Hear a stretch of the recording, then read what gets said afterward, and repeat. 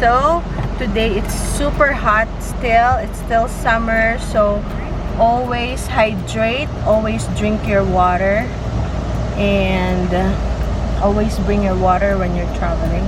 And today I'm bringing my coldest water bottle. If you guys haven't checked out this water bottle, they have a limitless series like what I have right now. And if you want to try coldest water bottle, I'll link it in the description box below. And also I have a coupon code. It's FIL, F-I-L, for extra 10% off. I'm moving. Yeah.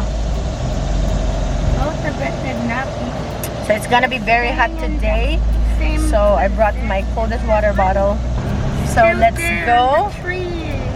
We're going to liquidation and see what we can find to sell. Oh, Ben likes my coldest water bottle. And Kuya too. It doesn't have ice. It's just regular room temperature water. But it's kind of cold when you put it in that bottle. Let's see today. We're gonna leave it in the car and see if it'll get warm or just room temperature, because it's so hot today, guys. Alright, so we're moving and we'll be there in maybe half an hour.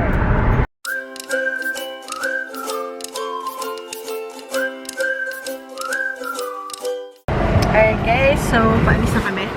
Meron akong pinuntahan. And then, may nagbigay ulit ng cucumbers. And today, pipick up naman tayo ng tomatoes. Freeze natin for the winter. So, doon naman tayo pupunta pagkatapos nito. So, tanggalin ko lang to sa plastic kasi wala akong paggaligan ng tomatoes. Alright. So, andito guys kami sa doon sa nagbibigay sa atin ng kamatis. Ayan, pupunta kami kasi pipick up tayo ng kamatis. Ito yung garden nila. So, ito guys yung nakuha namin na wala kasi yung may-ari. Pero sinabi ko na pupunta kami. So, ito yung ating more tomatoes. And also yung ating, ano to? Cucumber. So, maghihiwa ko, gusto nila na kumain. Excuse me, Baba. Guys, so, gusto nang mag-snack ng mga bata. Yeah. I'll slice it. We'll try this. Ba tayo? Kasi yung mga kakilala namin, kaibigan na ano, is marami silang tanim. Is that okay if we eat the skin? Yeah. It's crunchy. It would be good. I always like it. You like it with skin? Okay. Yeah. Sarap nito ensalada, guys. Na may konting asin, onion, ano pa ba? Sugar na kaunti, salt, pepper. Wow, yum. Bigyan din natin sinapada.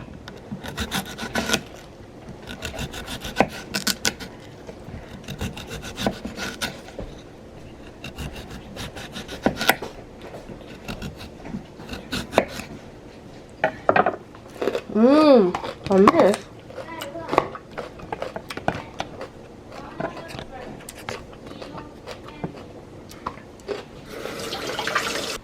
Ayan guys, and then I wanna taste. ito ko yun. Very refreshing. Dark pa natin ensalada. Sarap niyan. Sarap na. So good. So good.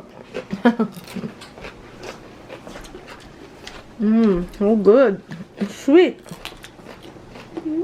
Ito pa yung tomatoes ko. Tapos may bago pa tayo. Ensalada natin mamaya. Yeah, sweet, right? Very nice. Look. Okay, guys. So, hindi ako nakapunta sa garden. Sobrang busy namin sa school ng mga bata. Mga 2 araw. Dito lang yung sa likod, ha. Hindi ako nakakapunta. Grabe, ingay ng mga sasakyan. So, ito yung ating malunggay. Hindi ko pa na-harvest. Ito may blueberries. So, mga bata hindi na rin nakaka-harvest kasi busy sa school. Ako nalalaglag pa. Ayan, hayaan ko na sila mag-harvest nitong blueberries. Ampalaya. Ito, may isang ampalaya dito. Tsaka ito na ko, naninilaw na. Pick upin na natin. Tapos ang lamig ngayon. Lumamig na naman. Ano ba tong weather? Ayan, nalaglag pa. Ano ba tong weather na to? Okay, lagay muna natin dito. Mainit, malamig. Tapos meron dito isang malaki. Ayan! Hindi ko alam kung meron po. Ito guys. Sarap to. Salada. Hindi ko na niluluto para mas masarap pag hilaw. Try nyo guys. Kakagising ko lang kaya medyo bedroom voice pa tayo. Ayun, nahulog na yung ating kamatis. Nahulog na. Lumamig na. Pag lumalamig na guys, unti-unti nang namamatay yung ating mga halaman. Ganun.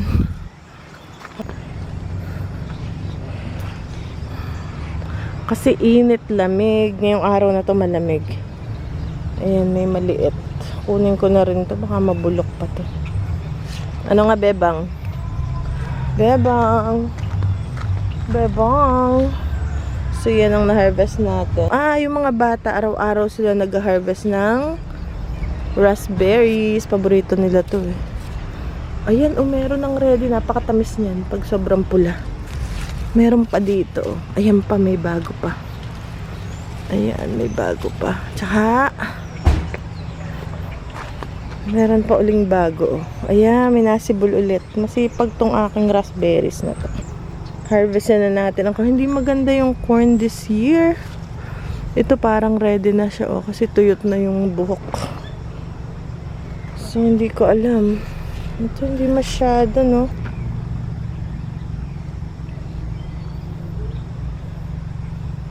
Itong ating mga okra. Nag-harvest yung mga bata ng okra. Yan pa. Ito pa. Hindi nag-harvest kahapon. Magulang na eh. Gusto nila yung mura. Kasi pag magulang na nakapal yung makunat. Ay, bebang.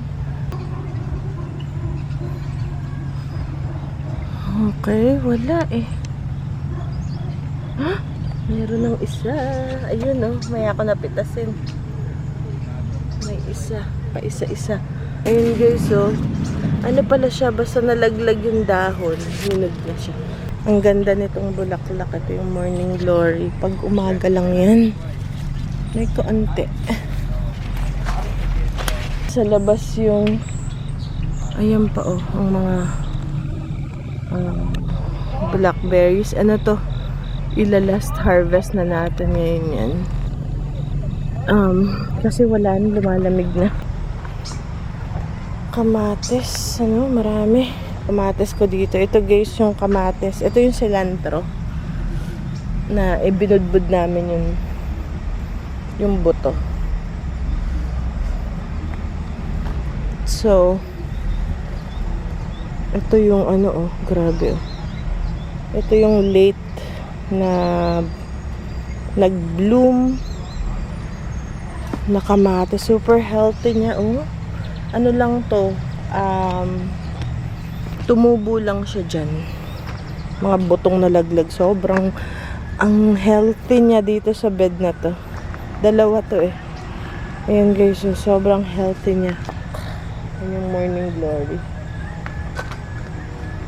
Okay, so, balik muna. Kumaya na ako mamitas. Naiwan ko pala yung aking mga naiwan natin. Ang bango ng kamatis. Bango ng kamatis, guys. So, yan. Hopefully, meron pa tayong no? Ba si Beba?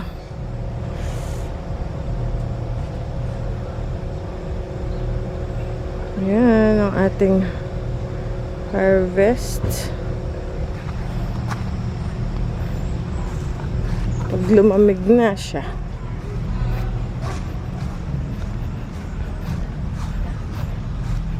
Pag lumamig na siya.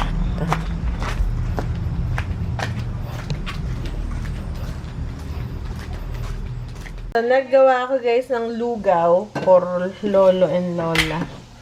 So, bigyan natin, padal natin kay kuya. Kuya, halika! Naparami ng sabaw. Marami to guys na anong manok. Yung tira pa nating lechong manok, kaya malasa to. Kasi yung lechong manok, rotisserie chicken. Maano yun eh, may lasa na, may flavor na siya. Kaya, ay, not yet pala kuya. I'm gonna call you, ha? So, ito na.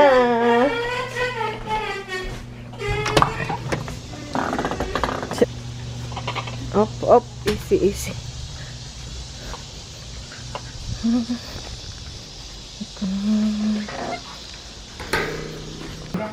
Lugaw.